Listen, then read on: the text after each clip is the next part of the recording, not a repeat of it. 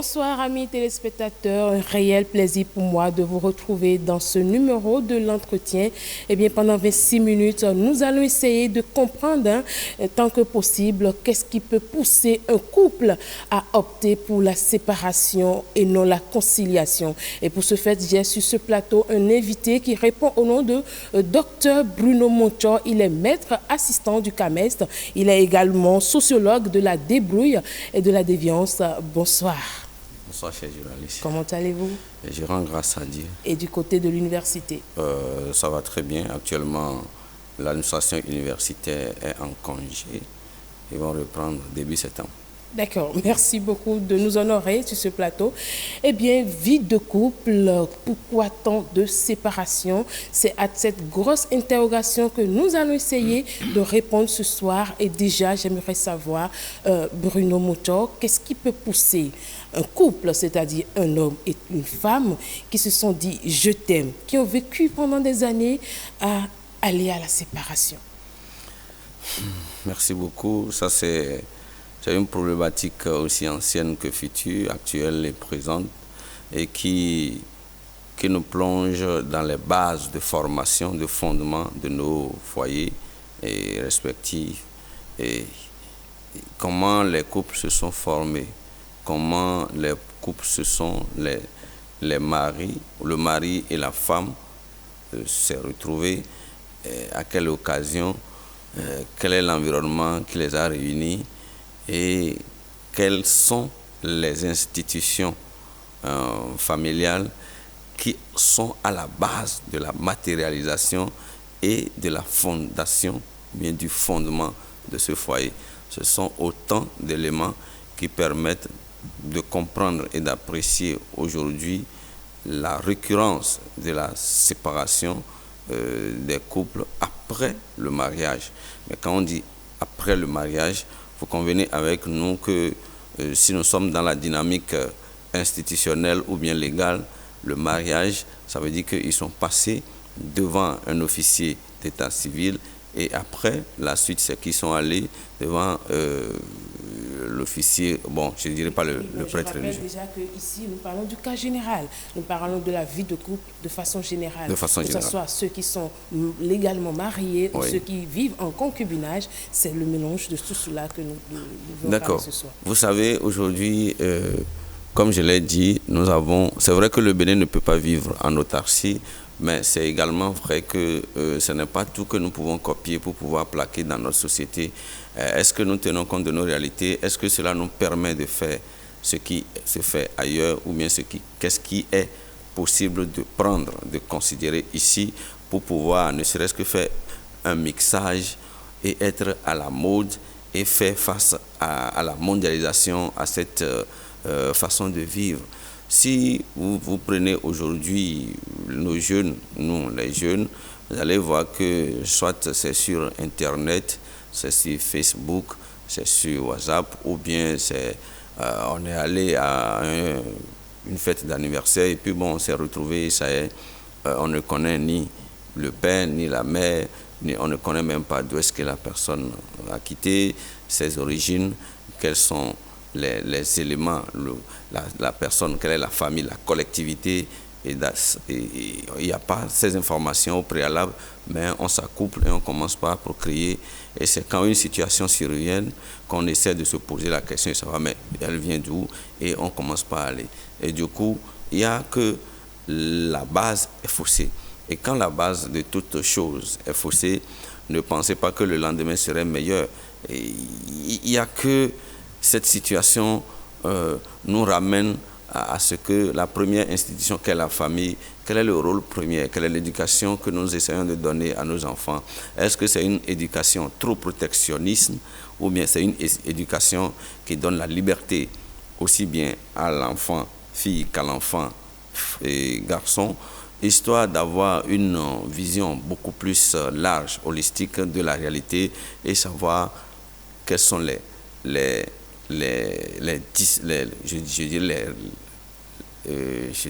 décisions qu'il faille prendre lorsque nous sommes dans de telles situations, circonstances.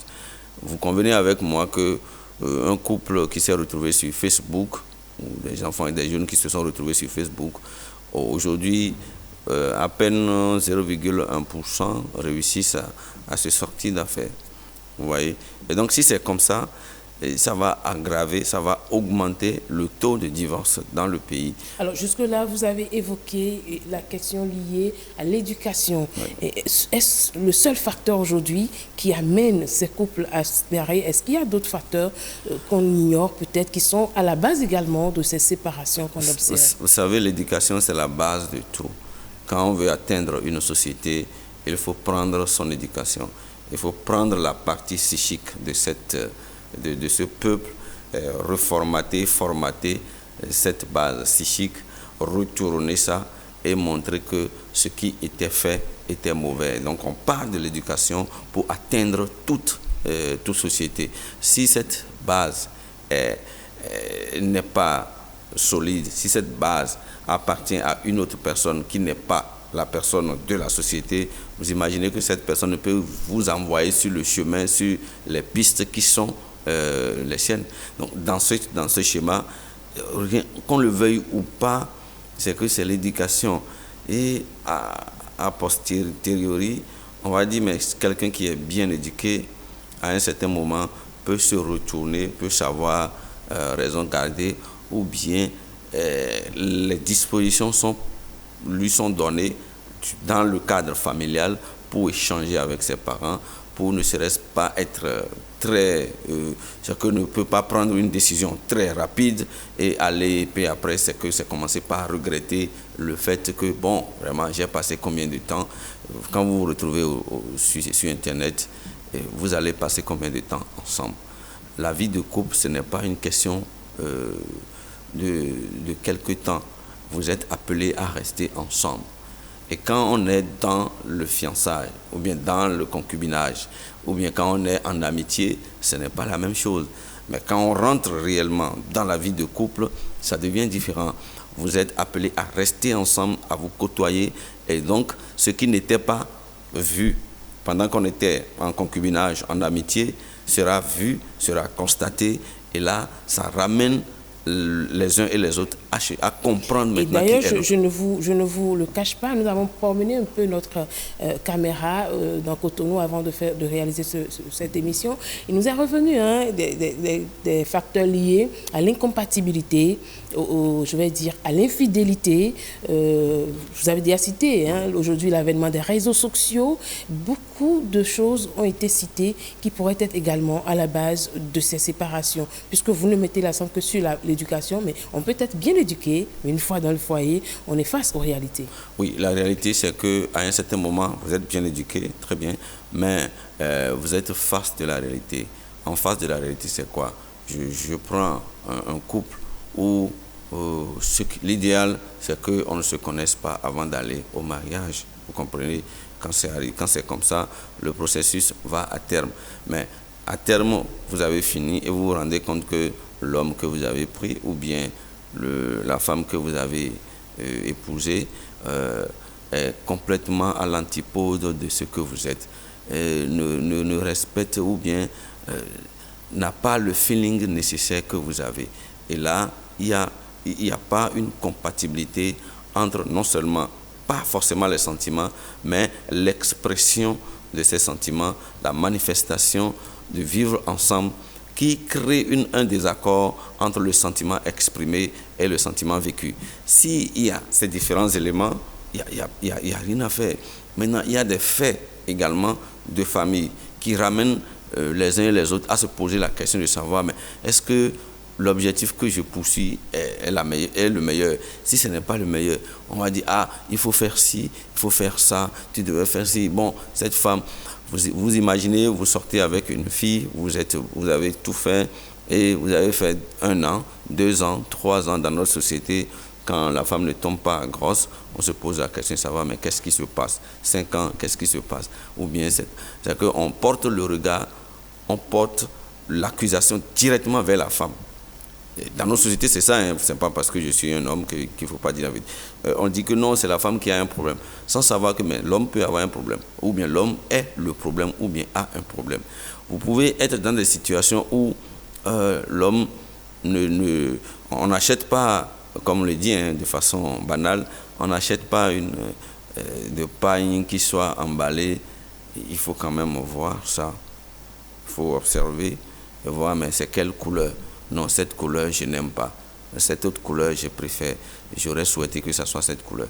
Et donc, vous voyez que parfois, l'éducation ou bien la formation du foyer à un certain niveau, parfois ramène les uns et les autres à renégocier le contrat de mariage.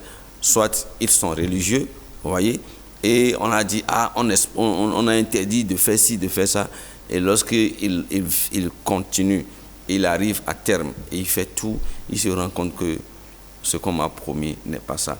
Mais Bruno Mucho, c'est vrai que ce sont des facteurs sociaux que nous sommes en train d'énumérer, oui. Mais ces facteurs existaient au temps de nos grands-parents, de nos parents, mais il n'y avait pas autant de séparation. On n'observait pas le phénomène comme il est observé aujourd'hui, mais c'est carrément la mode, la tendance aujourd'hui. On ne veut plus chercher à peut-être concilier le couple, mais c'est tout de suite la séparation. Pourquoi on observe ça? Est-ce que quelque chose a changé en tant que... Qu'est-ce qui a échappé aux valeurs du mariage? Oui, beaucoup de choses ont changé parce que j'ai dit au début, à l'entame, qu'on ne peut pas rester en autarcie. Et donc, il y a des dispositions légales qui nous ramènent, qui nous plongent dans nos réalités contemporaines. Et hier, qu'est-ce que les uns et les autres faisaient? Je vous ai dit, le fondement de la formation du foyer, ce sont des collectivités qui se marient. Ce ne sont pas deux individus, non.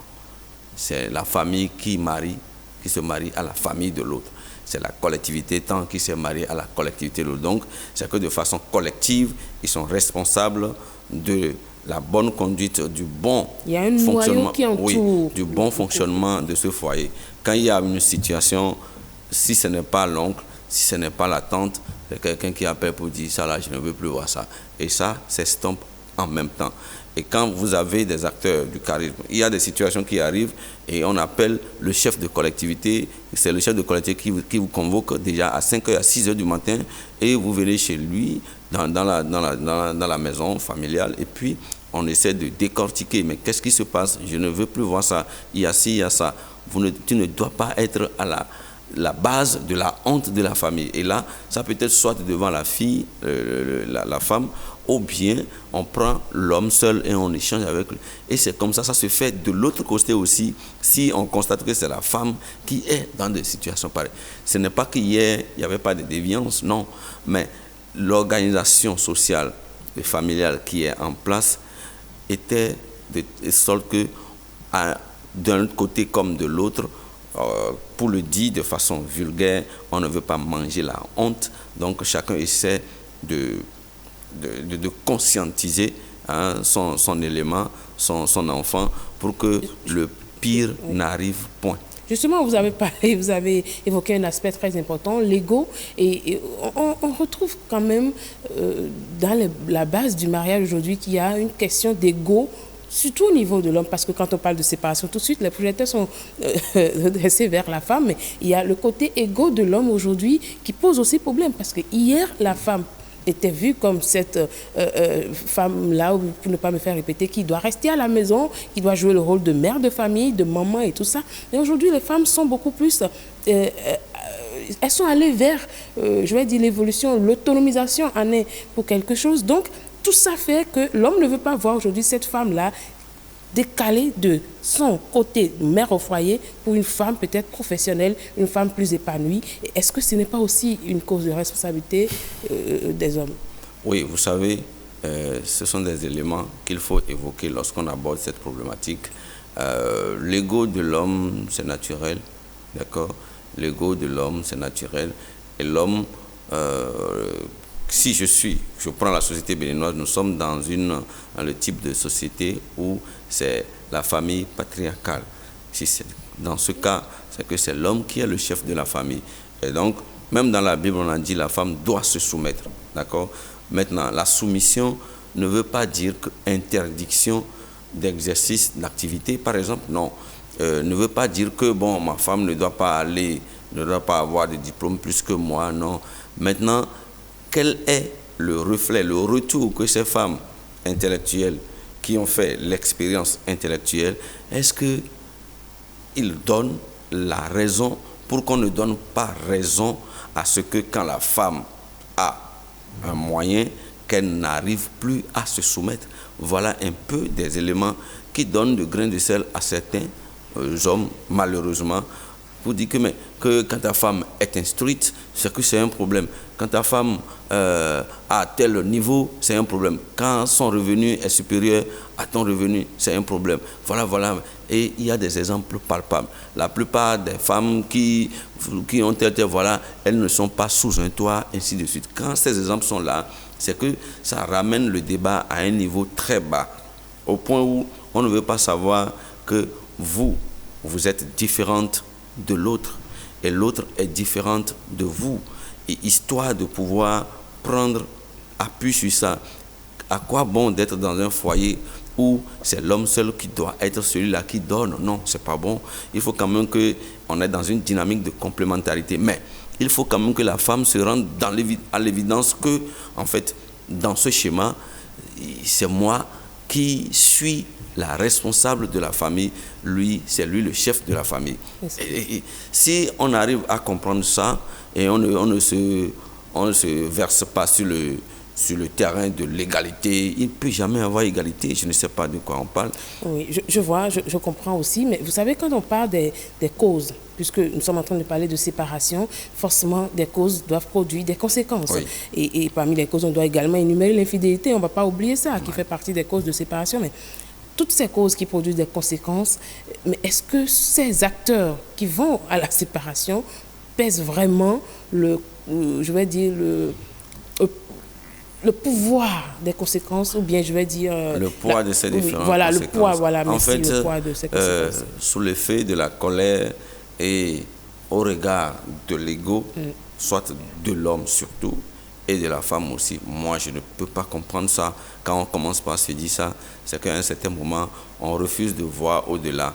Qu'est-ce que ça peut créer sur soit l'éducation des enfants, sur l'éducation des enfants, sur moi-même, ma personnalité, sur mon existence avec les autres, mes rapports sociaux avec l'environnement. C'est moi qui, quand je m'accouple avec quelqu'un, c'est qu'il y a toujours séparation qui s'ensuit. Ça pose un véritable problème. Et donc, vous voyez, quand on est dans le feu de l'action, à un certain moment, on ne se pose pas un certain nombre de questions. Et si vous avez la malchance d'être entouré par des amis qui ne vous donnent pas, qui ne vous amènent pas à un discernement sérieux, c'est que vous allez prendre la décision et après, vous allez partir. Moi, j'ai assisté à une réunion où les sœurs disaient jamais, il ne peut pas faire ça à notre sœur. Et le garçon, il est impoli, ainsi de suite. Et moi, j'ai pris la parole, pas parce que j'étais chef de famille, mais je lui ai demandé, mais toi, tu as quitté où pour venir maintenant? Il dit, j'ai quitté chez mon mari. Et toi? J'ai quitté chez mon mari. Mais elle n'a pas le droit de quitter chez son mari. Vous avez pire que chez vous. Donc, la seule chose, c'est de dire au monsieur, bon, ça là que tu as fait, ce n'est pas bon. Voilà. Et c'est vrai qu'on ne doit pas permettre que la femme souffre beaucoup, autant avant de siffler la fin de la récréation. Mais à un certain moment, hier, ce n'est pas qu'il n'y avait pas de problème. Non, il y avait des problèmes, mais ça se gérait. Et à un certain moment, on muselle aussi la femme, et la femme est obligée d'accepter. Vous savez, cette phrase magique, on dit, c'est à cause des enfants que je suis là. Vous voyez, ça ne devrait pas être que ça, non. Et aujourd'hui, la société a évolué. Donc, puisque la société a évolué, on ne peut plus se targuer sur ces différentes considérations pour penser que ça doit être comme ça chaque fois. Maintenant, si la base de la famille, du fondement du foyer est bien ficelée, je pense que ça se règle toujours et ça ne va pas jusqu'à des niveaux donnés. Soit c'est un oncle qui est considéré par la femme, soit c'est une tante qui est bien considérée par l'homme, et quand elle intervient ou bien quand il intervient, c'est que le monsieur va revoir sa position et chercher à ce qu'on règle la question ou bien le problème dans la famille. Mais quand ça rentre dans l'infidélité, pour la femme, je pense que si les faits sont établis, ce n'est pas bon, aussi bien pour la femme même et que pour l'homme. L'ego de l'homme à ce niveau, ce n'est pas accepté, ce n'est pas pardonné. Et donc, soit tu es allé, tu es sorti, et je demande que tu reviennes, c'est différent que tu sois là et que tu fasses derrière moi ce que tu ne devais pas faire. Voilà. Alors, si nous sommes d'accord du fait que le problème est réellement posé, et les conséquences sont là quand on va vers la séparation, ce que ça peut engendrer sur la famille, que ce soit les enfants, l'entourage et tout ça, il faut forcément penser à des solutions. Comment faire aujourd'hui pour éradiquer ou freiner un tant soit peu le phénomène? Oui, le phénomène, freiner ce phénomène, ce n'est même plus un phénomène, c'est devenu un fait parce que sa récurrence, sa persistance, aussi bien dans le temps, nous montre que ça a dépassé l'étape de phénomène. C'est que si nous avons la possibilité de croire en nos valeurs cardinales, familiales, je pense que ça peut, si vous trouvez une fille et que vous ne cherchez pas à connaître d'où est-ce qu'elle vient, quelles sont ses familles, qu'est-ce qu'ils aiment, est-ce qu'ils sont ci, ça, ils pratiquent quelle religion. Vous savez qu'il y a également la question de la religion qui brise les rêves d'un certain nombre de filles. Je vais sortir avec telle fille et le monsieur pratique telle religion, l'autre pratique telle autre religion. On dit ce n'est pas possible et ça fait que bon, la fille est restée là et puis bon, on peut lui choisir quelqu'un d'autre, ça dépend de la religion. Et quand ça vient comme ça, c'est que ne souffrez que avec bon. Quelqu'un d'autre là, ça peut ne pas marcher. Ça peut ne pas marcher. Peut-être que cette personne n'est pas son genre. Et quand c'est comme ça, ça pose déjà un problème. La tolérance religieuse devrait passer par là pour nous aider à un certain moment faire la chose. Mais pour l'harmonie d'un couple, il faut que les deux pratiquent la même religion. C'est très important aussi. Donc c'est la complexité aussi de ce fait, de cette situation qui nous amène, qui nous plonge dans une situation où l'homme n'est pas mécanique. On ne peut pas dire, c'est là les quelques limites des lois qui à un certain moment sont très utiles pour la société dans le bon fonctionnement, mais qui retrouvent les limites par rapport à l'applicabilité de ce qui doit être. Vous êtes dans des situations, dans des problèmes, vous allez au tribunal. Vous avez vu l'exemple de la dame qui a été bastonnée par un collègue. Ça fait le tour des réseaux sociaux. Des réseaux sociaux. Mais la dame est venue sur les réseaux, sur une chaîne de télévision qui a dit mais je n'ai pas demandé à ce qu'on enferme mon mari. Vous imaginez qui va s'occuper de mes enfants. Donc il y a la pression sociale. Il y a un certain nombre de dynamiques qu'il faut tenir compte. Mais est-ce qu'il y a le fait aussi qu'il faut, je vais dire, réduire un peu l'ouverture d'esprit vers l'Occident?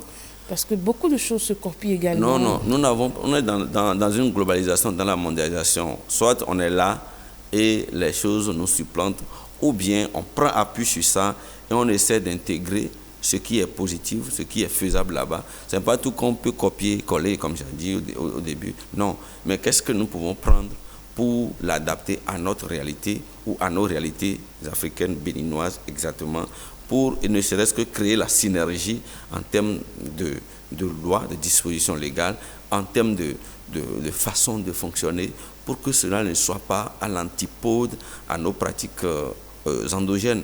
Si on essaie de réussir ce mixage, ça va être utile pour nous. Ce n'est pas chose facile, mais il le faut. Mais on ne peut pas faire des omelettes sans casser des œufs. Non, pas possible. Il faut quand même des gens qui fassent les choses dans la droite ligne, de façon normale. Il faut que les autres fassent ça de façon anormale pour nous permettre de comprendre le fonctionnement de la société. Sinon, on ne va pas savoir, mais est-ce que notre société, les dispositions légales que nous avons introduites, est-ce que ça fonctionne? Il faut des gens pour enfreindre aux dispositions légales, pour voir quelle est l'application ou bien l'applicabilité de ces dispositions légales. Est-ce que cela nous permet, ou bien ça nous permet de sortir encore, ou bien de faire des amendements possibles. Donc c'est ça, je dis, l'être humain n'est pas un être cadré. Non. Et à un certain moment, il a le côté maniable qui lui permet de passer à autre chose et de contourner ce qui est prévu. Il n'y a rien à faire. Tout ce que vous allez produire comme disposition, l'être humain a la capacité et les potentialités de contourner. de contourner. Il n'y a rien à faire. Alors aujourd'hui, que peut-on conseiller à ces jeunes couples ou déjà à ceux-là qui sont en couple et qui, je vais dire, font le pas vers la séparation ou qui peut-être sont en train de suivre cette émission pour leur donner quelques conseils afin de mieux organiser leur vie de couple? Oui, il ne faut pas que au premier jeu, que ce soit le jeu de l'éternité. D'accord? Il ne faut pas que la première fois vous vous retrouvez, c'est que c'est la fois où vous avez tout fait. Non. Il faut qu'au moins vous essayiez de rester dans une situation d'observance, d'observer, d'accord, celui avec qui vous êtes. Vous faites l'effort de connaître la famille de cette personne, que ce monsieur aussi fasse l'effort de connaître votre famille. Et là, et ce qui se fait dans sa famille, que l'homme le fasse. Et là, ça crée une certaine harmonie, une certaine synergie, aussi bien entre l'homme et la femme. Que ça ne se fasse pas dans une précipitation où tout porte à croire que, bon, j'ai besoin d'un papier. Vous parlez des étapes pour aller au mariage. Des étapes, oui. D'accord. Bon, j'ai besoin de papier, donc allons-y. Et puis après, on commence par se poser la question, ou bien on se dit, mais vraiment, je ne savais pas. Non. C'est que, et il faut aussi prier Dieu pour tomber sur la personne idéale pour vous. Il n'y a pas de personne idéale, de façon idéale, excusez-moi cette redondance, mais on essaie de faire avec, on essaie de s'adapter, on essaie de concéder. Le couple, c'est une question de compromis et de compromission. Tu vas accepter certaines choses, tu vas laisser certaines choses, et puis vous allez continuer à vivre ensemble. Vous n'avez pas reçu les mêmes éducations, encore moins les frères et les sœurs, même des jumeaux qui ont reçu les mêmes éducations, parfois s'engueulent. Donc du coup, quelqu'un qui a reçu, qui est né dans une autre famille, ne lui demandez pas d'être plus que vous, mais comme vous. À défaut d'être comme vous, c'est que cette personne peut faire des choses derrière vous sans que vous ne sachiez. Donc, au-delà de tout, si ces éléments sont respectés, et ça va réduire, mais ça ne peut pas arrêter de façon systématique les séparations. La séparation participe également à la dynamisation des foyers. Et n'oublions pas l'avènement des réseaux sociaux qui crée vraiment de tensions dans les foyers. Oui, et en fait, ce n'est pas tout qu'il faut mettre sur les réseaux sociaux. Quand vous êtes dans des situations de couple, vous voyez, il y a des femmes à longueur de journée seraient en train de faire des statuts, quoi. C'est que ça montre le type de femme. On dit généralement que ça déstresse. Non. En fait, c'est ça. Ça montre le type de femme que vous êtes. Ça montre le type d'homme que vous êtes. Et à un certain moment, ça peut créer de dédain. Ce n'est pas tout qu'on peut mettre sur les réseaux sociaux. Tout ne doit pas être mis sur les réseaux sociaux. Ça permet de connaître quel type d'homme vous êtes, quel type de femme vous êtes. Et donc, à des situations données, vous n'êtes pas obligé de tout dire, de tout mettre sur les réseaux sociaux. Ça, c'est très important. Eh bien, il n'y a qu'un bonheur dans la vie, c'est d'aimer et d'être aimé. Et pour ce fait, il faut des sacrifices, il faut une responsabilité, il faut de la conscience et surtout de la patience quand il s'agit de la vie de couple. Merci à vous, docteur Bruno Motor. Je rappelle que vous êtes maître assistant au CAMES. Vous êtes également sociologue de la débrouille et de la déviance. Merci d'avoir honoré notre rendez-vous. À vous, chers amis téléspectateurs, je vous donne rendez-vous pour un prochain numéro de l'entretien.